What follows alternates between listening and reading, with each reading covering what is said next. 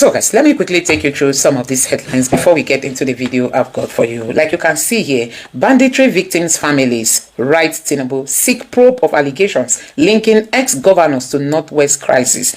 Now, a section of the letter says, Your Excellency, sir, demand for immediate and discreet investigation and arrest of former Governor Ahmed Yerima and Taher0Rist for complicity in acts of banditry, terrorism, and crimes against humanity. So, guys, you know that recently Bello Tuji came out to say 2 former governors are the ones sponsoring them. This came amidst Metawale also being part of, being alleged to be part of the banditry and terrorism ravaging the north. And guess what? Bello Tuji came out to say, oh, leave Metawale alone, call these 2 former governors. And one wonders why Tinubu is silent. People on the social media shouting that the Tinubu's government should sack Nuhu Ribadu, sack Metawale, and now 2 governors are being named. Ali Kefi, the former army general, told us that some military chiefs are also involved and also mentioned the former AGF Malami. So all these people, the government is silent, romancing over this terrorism that is ravaging Nigeria. Now, this other headline here says terrorists in military uniform kills Nigerian soldiers at checkpoint in Edo State. This one is in Edo, not in the north. This one is inside of Edo State. Now, here is what Falana has got to say. This headline says Falana demands arrest, prosecution of 400 alleged terror financiers, recovery of 110 trillion diverted NNPC. Hey, this country is gone. Nigerians, 400 names were given to the Tinubu's government or to the Buhari's government. Until today, none of them have been prosecuted. Now, Nigeria is looking for 210 trillion naira when we don't have good hospitals, we don't have good roads, we don't have good schools. But see the amount of money these people are diverted. This country is gone. So guys, I don't know what you make of this. I'm going to allow you to take a look at this video, but see what this lady is saying. She said, Islam is not a religion of peace. I grew up in the north and witnessed several attacks and killings of non-Muslims carried out in the name of Allah. This lady is recounting her ordeal when she lived in the north, what she saw for herself. Now, the northern leaders are moving around going for peace talk. Like you can see, northern elders visit NGI, can call for reconciliation. This is coming after all these attacks that has not even stopped. Do you know that these people invaded the community in Plateau State yesterday and they killed so many people? Now, this headline, imagine they are calling for reconciliation. So they know what was happening to Christians but kept silent as the genocide was going on. The hypocrisy of the northerners is second to none. And he went further to say leaders from the north, including a former spokesperson of the Northern Elders Forum, Dr. Hakim Baba Ahmed, and former executive secretary of the National Health Insurance Scheme, Professor Yusuf Usman, have visited the headquarters of 19 Northern Christian Association of Nigeria and Jama'atu Nisrul Islam on reconciliation mission between Muslims and Christians in northern Nigeria. They are calling for reconciliation. Anyway, it's a good move, but I think they should stop the radicalization, and as in they should call out those terrorists, not just reconciliation. Christians are not fighting with anybody. And now this one says many local vigilantes have been asking for advanced rifles to face terrorists, but didn't get a yes from the NSA. But the same NSA is alleged by the Kwara State government to have given Mieti Allah AK-47. But the Tinubu recruit an NSA that has been supervising the killing of Yorubas. So guys, I don't know what you make of this. Take your time, watch these videos. Let me know your thoughts in the comment section below. Please don't forget to subscribe to the channel and turn on the bell notification. Thank you. Well, comrades and friends, fellow citizens, we are gathered here this morning in solidarity with the Nigerian people. All our people all over the country are aggrieved over the state of insecurity in our country. Worsening insecurity are out today to demonstrate our resolve to pressure the government to take care of our security and welfare, because it is stated in the bourgeois constitution of Nigeria that the welfare and security of the people shall be the primary purpose of government. Yes. So this is not a matter that requires foreign invasion of our country. We kicked against, in 1962, Nigerian youths fought against the Anglo-Nigerian Defense Pact. Since then, we have resisted any attempt by France and the United States of America to have military bases in Nigeria. This time around, we are telling the whole world that the government of Nigeria be pressurized to take care of our people. Nigeria has done it in other countries. Nigeria has gone to Liberia, Sierra Leone, and other places to restore law and order. Therefore, we have the human and natural resources to protect the life and property of every person living in Nigeria. We also want to show today that enough is enough. That enough is enough. As we move to 2026, we do not want to hear of cases of kidnapping, of banditry, of terrorism in our country. We are demanding today the immediate arrest and prosecution of the 400 terrorism financiers that were arrested by the Buhari administration in 2021. The federal government has refused to try them. We are demanding for their immediate arrest and prosecution. Second, you want to make the point that without addressing physical and social insecurity, you cannot solve the problem of physical insecurity. Do you understand me? Yes. Without creating jobs for the youth, without addressing poverty, you cannot abolish security in our country. Therefore, since the government has agreed and repeatedly maintained that with the removal of fuel subsidy and improvement in the production of crude oil in our country, the money that goes to the Federation account has increased phenomenally. As a matter of fact, whereas in May 2023, what the 3 tiers of government shared was 50 billion naira. Today, they are sharing not less than 2 trillion per month. Therefore, we are demanding for this end of the year immediate availability of palliatives for workers, for farmers, for traders, and other vulnerable people in our country. The government of Nigeria has enacted what is now called the National Social Investment Program Agency Act. Under that law, the government of Nigeria shall make available, or rather what they call cash transfer, to the vulnerable people in our country. The government shall implement the Empower project. The government shall make available a nutritious meal a day for all our children in primary schools. So when we are making this demand, we are simply asking the government to implement the laws of our country, welfare laws in the country, where we are gathered here in front of the Lagos State House of Assembly. The governor has presented his budget.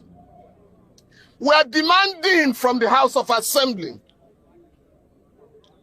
provision of welfare programs for our people. Yes. Do you agree with me? Yes. The last point, let nobody deceive us. Yes. And there is no money to take care of the security of our country. Yes. Let nobody deceive us that there is no money to abolish poverty in our country. Yes. As we are gathered here, the Senate has been presented with a report by a firm of auditors that the sum of 210 trillion naira. You hear me? Yes. 210 trillion naira has been criminally diverted by the Nigerian National Petroleum Corporation Limited. That report must not be That report must not be we therefore demand Death sentence. the immediate recovery of the money so that that money is paid into the federation account to take care of the immediate problems confronting our people.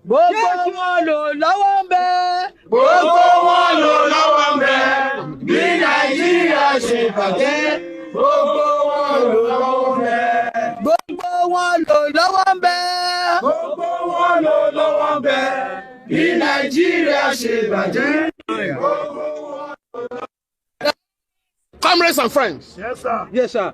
Whereas the federal government claimed that subsidy has been removed, we are now being told again that trillions of naira have been gulped by fuel subsidy. Another point is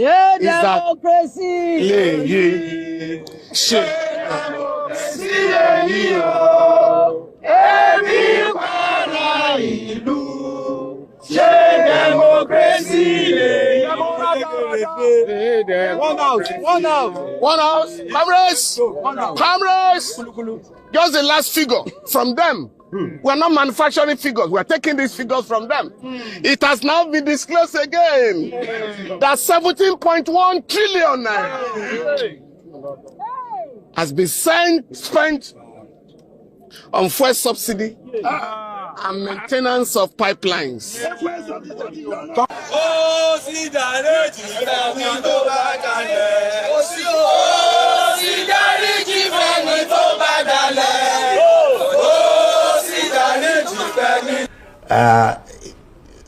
You went to meet for introduction, your fiance, and on your way back, yes, sir. your boss was intercepted, and then they told you to recite. They told all of you to recite the Muslim prayer, and you couldn't do it, and that was when they told you to come down. Yeah, tell us the story. They told you to come down from the bus, and what happened eventually? They now take me to their own vehicle. They took me to their vehicle, and now I was like, I was like begging them first time, begging them. They now said, no, I should go. That is, and now push me inside their vehicle. And I said, okay, that is, and I kept quiet there. They started, because at that spot we were 3 in number.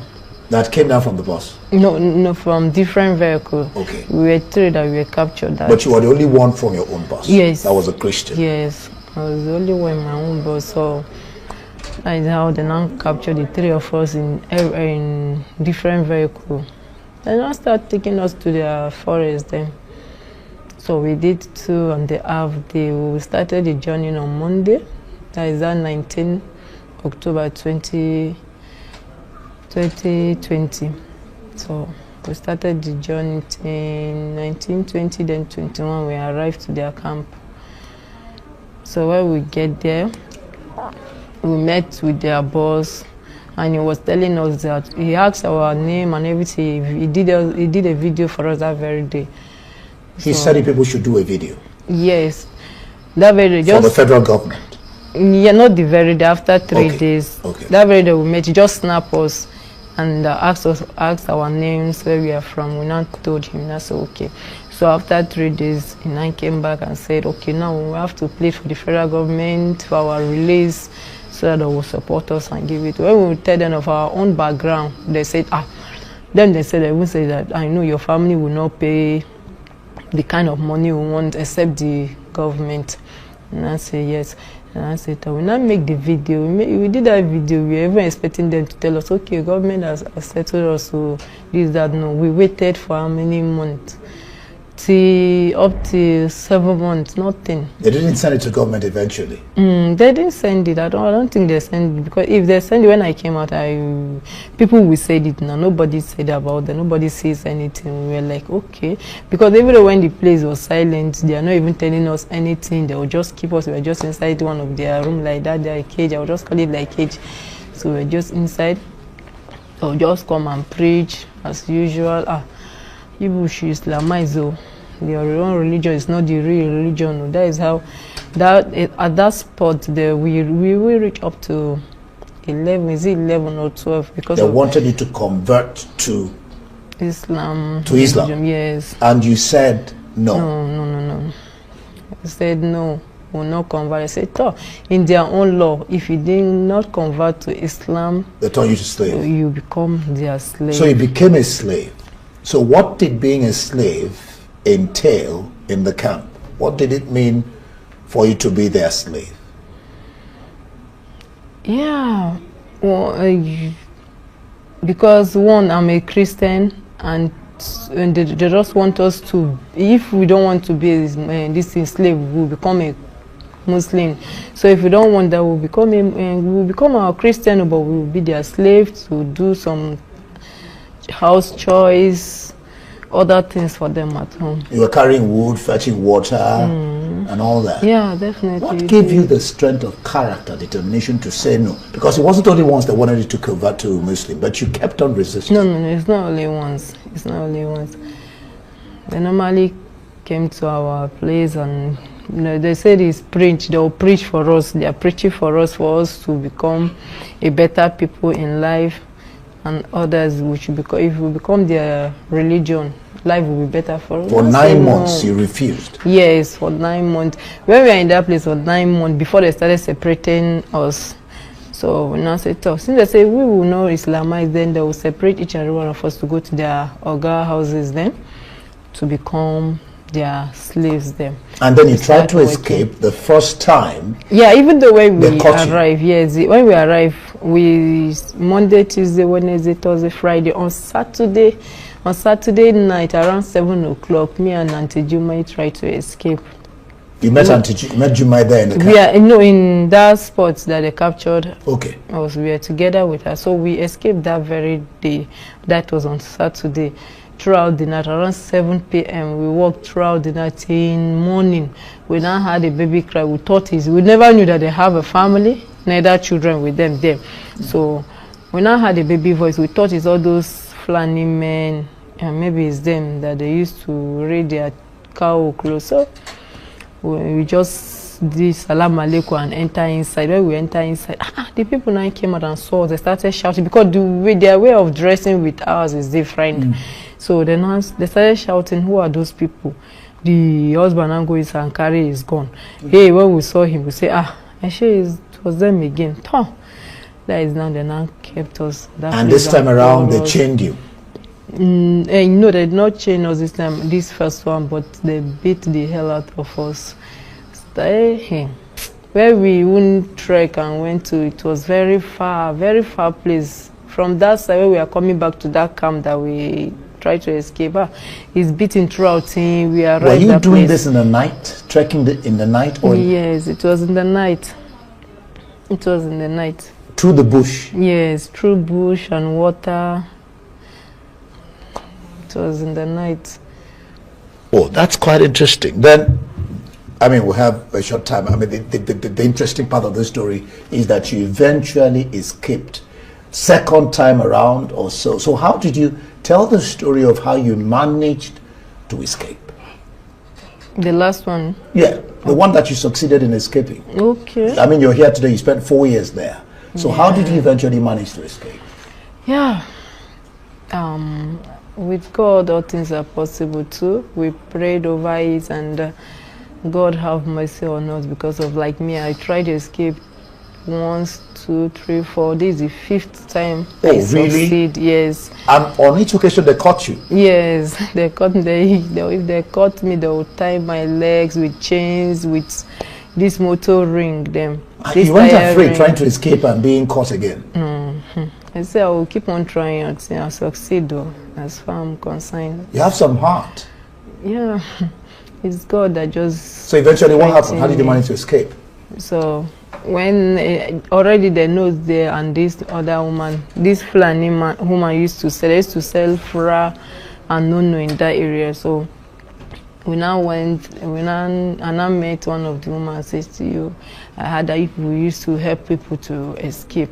we to want to escape, we should help us. So, and she now said, no, she cannot do it, that she's scared. Normally, if they capture them, they will kill them. So she's scared. That is how I keep on disturbing this woman. When she's coming to sell for us, I will just be disturbing her. So at long last, she now accept that, okay, she should talk to her husband, because she's not the one that will take us. It's her husband. She will let her talk to her husband. When she talk to her husband will know what to do. You told me that you people had to pay 250,000. Yeah. And I was asking you, how did you get 250,000 in the camp? Yeah, we saw some of their things then, and our own things that we bought there. Just sometimes they used to give money, so we just did it. And so sometimes we used to save the money that they give us. We just save it, because we used to hear that these people used to if you met better person, they will now help you and escape, even though themselves, if you met them themselves, the good ones that will show you the way to, but you have to pay money. Everybody with his own amount of money that you want. So that is how we now keep on saving money too. We keep well, fine. We don't have all the time. I wish I could have had more of this story. And then you lost your brother, who is a soldier, to the same year before you that April traveled. Yes, so sorry, but we thank God that you're alive, you're well, and of course your fiance that you went to the introduction had already married even before you came out. It's all right. We trust that, and you were even doing business. Are you back to your business? Before I let you go now. Yeah. You're back to your business. Assist me. Yeah. All right. A Muslim, why does Ilorin have emir? Why is Ilorin a Muslim? Why does Ilorin have emir? If you Yoruba Muslims are so innocent. If Yoruba Muslims are so innocent, how did the Yoruba people lose Ilorin to Islam, to the Islamists? Why is there an emir in it? Okay, it is long ago. Oh yeah, give us Ilorin back if it is long ago. Remove your emir from Ilorin. Why is the emir still in Ilorin? If it was, don't we know that Ilorin is Yoruba land? Why is your emir still there? Can you remove your emir from Ilorin, please? After you tried to kill us in Southwest 2 times, you tried to exterminate us, we defeated you in battle. You are not using our victory against you that subdued you. You Yoruba traitors that went with Afonja and the Muslims. Do you want me to tell you your stories, Yoruba Muslims? Do you want to know your story? That you are the ones that went with fought behind Afonja with the Muslims to try and destroy Yoruba land on behalf of Islam and Northerners, that you all gather here today. All Muslims who gather around and be saying, we want to remove ourselves from Northern. When you are the people that brought Islam into our lives, try to kill us and steal everything we have for the Northerners, you Yoruba Muslims. Why are Yoruba Muslims not like the Northern Muslims? Because we kicked your ass. We beat the living daylight out of you. We beat you very well. That till today, early misbehave. We beat you very well. That's why Yoruba Muslims cannot misbehave. They were dealt with. They understand what it means to try and fuck with us over here. We dealt with them. That's why you don't do anything. Don't act like you are better than the Northern Muslims. They're not better. You just don't have the clout. You don't have the power. You don't have the numbers to play that your game here. So Yoruba Muslims, be quiet while I'm talking to your Northern brothers. You are the same as them. Go to Ilorin and see the way you behave there. Go to Ilorin, they're cutting people's hair. These bad people, they just cut your hair on the street. Say because you have afro. Why will you have afro? Islam is a problem. We have to address it. Anyway, let me read from the Quran. So not from the Quran, but translations. Let me read translations from the Quran. About what this God thinks of us. The unbelievers, the infidels, the kafirs. I mean, how can these people say you are when you have this kind of words to describe people that don't agree with you? Infidel. That one too is not in the Quran. There's a politics, there's a game here. We, the people, are trapped in the middle. Arabic imperialists, European imperialists. Everybody siphoning, stealing, drawing blood out of Africa. Using African people as the scapegoat. It is the same whether or not you forewarn them, the unbelievers. They will have no faith. Quran 2, chapter 6. God will mock them, God will mock them and keep them long in sin, blundering blindly along. 2:15. A fire whose fuel is men and stones awaits them. Quran 2:24. They will be rewarded with disgrace in this world and with grievous punishment on the day of resurrection. Quran 2:85. God's curse be upon the infidels. Quran 2:89. They have incurred God's most inexorable wrath, and an ignominious punishment awaits them. Quran 2:90. God is the enemy of the unbelievers. Quran 2:98. The unbelievers among the people of the book, Christian and Jews that is, and the pagans, we resent that any blessing should have been sent down to you from your Lord. Quran 2:105. They shall be held up to shame in this world and sternly punished in the hereafter. Quran 2:114. Those to whom we have given the book and who read it as it ought to be read truly believe in it. Those that deny it shall assuredly be lost. Quran 2:122. We shall let them live a while. See, this is tolerance. This is the tolerance they talk about. Listen to it.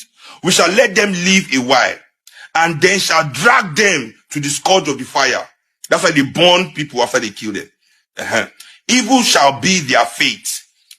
Now before I continue, let me continue. Let me keep giving you gems upon gems.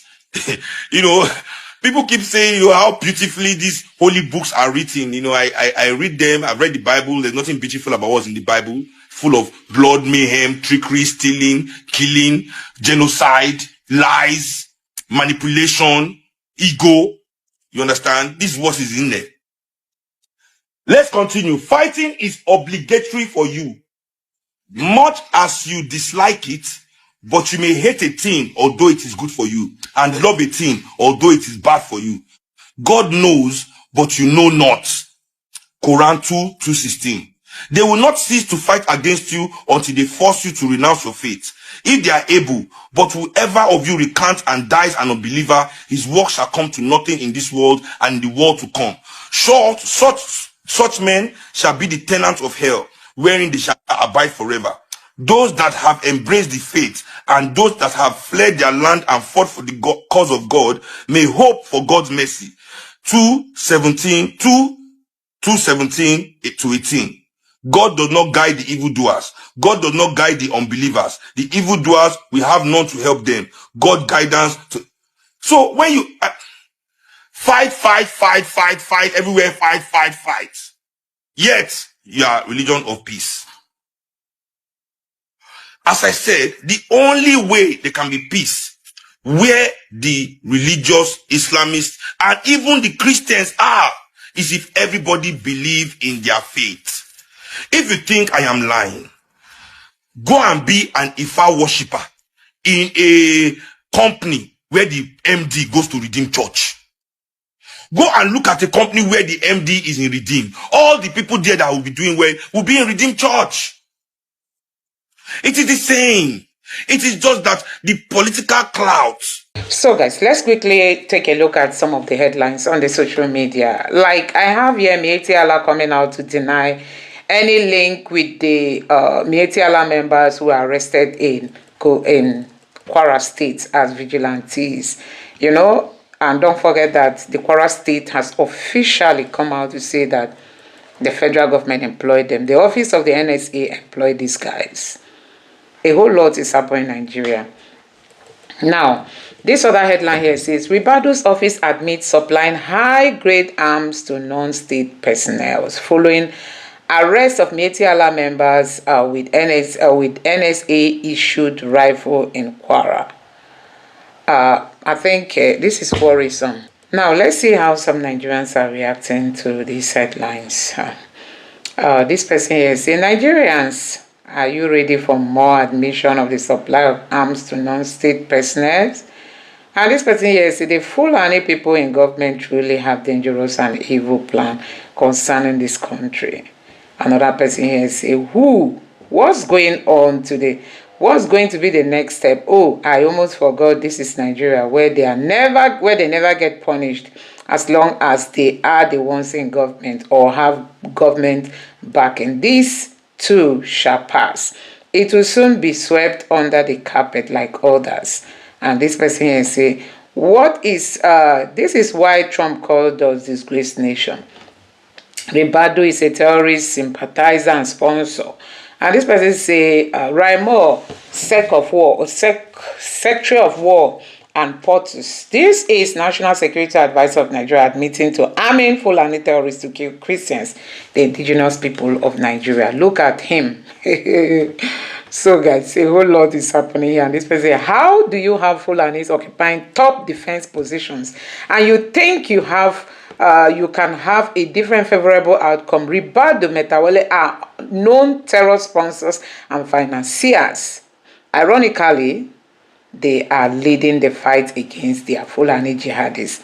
How are you? And you think they will be unbiased? I mean, this is unbelievable. You know, this is unbelievable. The war against Christians is not coming to an end anytime soon, Nigerians. You can imagine that the Kwara state government has officially come out to say, see, the NSA has confirmed that he's aware, that the federal government is aware of Fulani militias. Now, the Mieti Allah in Nigeria is saying, we don't know about those people. So guys, now who is fooling who? I mean, Kwara state government has officially told Nigerians that no Ribadu said the federal government is aware of these people working for the federal government. No Ribadu is a terrorist financier and enabler. No Ribadu should resign. He has been peddled in so many scandals. This person here said, so why didn't he do same for all states in Nigeria? Why don't we don't have them in the south? We need them everywhere. Can you imagine? You need who everywhere? Is it the Fulanis? And they are looking for terrorist financiers. This one, if you want to know how dumb most humans are, just question their religion. And if the NSA should resign immediately, he has breached our constitution and clearly sponsoring terrorism. This current Tinubu's government is a terrorist gang, honestly. It's unbelievable what we are seeing under Tinubu's gang. This one here says, this is one of the reasons why Fulanis continue to get power over our army, when they have government officials supplying them arms while they can. Why can't they brag? Why shouldn't they brag? Everything is coming to light. I wonder what they are going to tell us now. He should be sacked immediately and tried for treason. God, the question now is, who knows how many of these Mieti Allah Fulani terrorists he has armed, and in which states are they? They said the federal government is aware. The Tinubu's government should explain to Nigeria. The worst part is that the APC does not owe anybody explanation. I mean, even if this country is burning, if they decide to be quiet and not do anything, they will just continue like that. The Nigerian government is complicit, and that's all you need to know. Is this not enough for this man to resign and be prosecuted? And this person in Nigeria is in a total chaos. The man, they should appoint a non-biased person for the post of the NSA. I think Tinubu should just give these positions to a Christian, because Christians are the one facing the persecution. Let a Christian occupy that position. Somebody actually said, if Tinubu wants to solve the security-related problems, he should post the police and military men to their various states. I mean, somebody from Borno State shouldn't be policing or arming the Southeast. Just send the Southeast military men and policemen to the Southeast and see if they are the ones to betray their people and sell them to the Fulanis or to the terrorists. And now this person here said, Fulani militias keep slipping down south. They are coming for you. To see terrorist sponsor here in government. So Nigerians are actually saying that, oh, this is what the government is doing. This is a Fulanization agenda. Mieti Allah is terrorist group working for Nigerian army, killing and kidnapping innocent Biafras Christians, but Elohim Chukwu Obiama is about to disgrace them, divide Nigeria, Fulani, jihadi country to save lives, free Saint nnamdi Kanu, free Biafra. So another person here said, these terrorist sponsors in government don't want to stop. They are coming up with new ways to push their agenda every day. I hope the goal isn't to normalize living with terrorists as the norm in the country. It is now becoming something that Nigerians should just welcome. Ribadu is arming bandits against Nigerians. Admit or confirmed.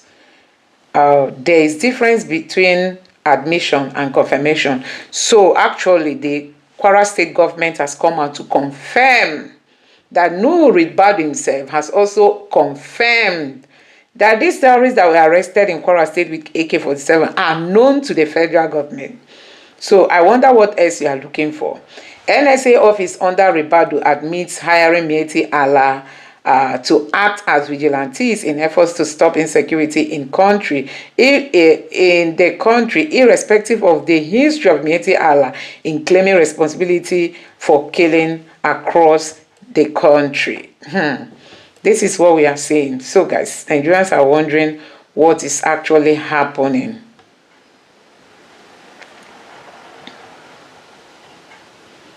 So a whole lot is happening in this country, you know, a whole lot. Nigerians are wondering which way do we go. Now, Peter Obi and aviation students in Zaria. Peter Obi and aviation students. No, Peter Obi went to aviation students in Zaria. Wow, it's nice to see. Wow, this one is looking so good. Obi and aviation students in Zaria. One day, this man is loved everywhere. Oh.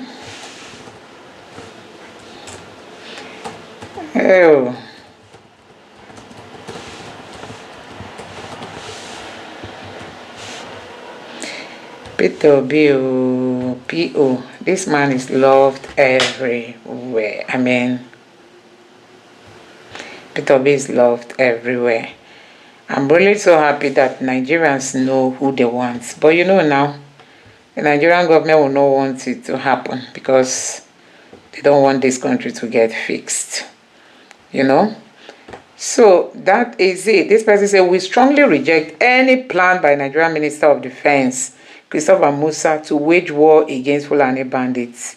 He must understand he is now a political office holder, not a battlefield soldier, and he has no duty to listen to the people, and therefore has the duty to live. Okay, we do not support full-scale military campaign against Fulani bandits. What we demand is dialogue. And hey, God, what is happening is dialogue and non-violent solution, not endless warfare and insistence on military confrontation will untimely fail. We have first-hand experience. We have entered the forest where bandit leaders are located, engaged directly with them, and the devastation caused by military operation and vigilante groups in Yambanga. In reality, their bandits are themselves as freedom fighters. In reality, these bandits are themselves as freedom fighters. Professor Usman, hey, God, this is another worrisome headline. So, Professor Usman is allegedly said to have said that I think that this post is true. Just in, I think this bill will reject any plan by the minister. Okay, so we are going to see how this is going to work. You know, Christopher Musa going beyond the usual rhetoric. So it is being said that this professor is warning Christopher Musa not to go after the terrorists. So let's see how all this is going to play out. Let's see how it's going to go this time around. Anyway, let me know your thoughts in the comment section below, especially as regards to Christopher Musa, who is said to have, said Let's see how this play out, especially as regards to Ribadu, who is now being pointed at as a key sponsor of terrorism for bringing the Fulanis into the security architecture that is condemnable by Nigerians. Let's see how all this play out. At this point, I will advise people not to bother. It will be a waste of resources. This man literally captured the entire state infrastructure of 33 states. So this person is saying that Peter Obi should not bother to run because Tinubu has captured everywhere. Let him capture. I'm disappointed that this is coming from you, bro. Oh, please don't. If you think it's an election, is what would take this man out of power, then think again. It is not about sentiment, man. The only thing that can take him out is a revolution, and that is not happening as a polling unit. What we are ready, we will change. When we are ready, we will change Nigeria. Useless fool. 3 years after election, you are still talking about Peter Obi. He must be a great man. And this person here say your father is who you are referring to. Okay, so this person is saying Peter Obi should not just bother that Tinubu has captured the whole structure with the failure on ground. If these few politicians, Tinubu captured states, he didn't capture the people. Captured governors, he didn't capture the people. If Nigerians really want to change this country, they should come out and make their votes to count. Let me know your thought on this in the comment section below. Thank you.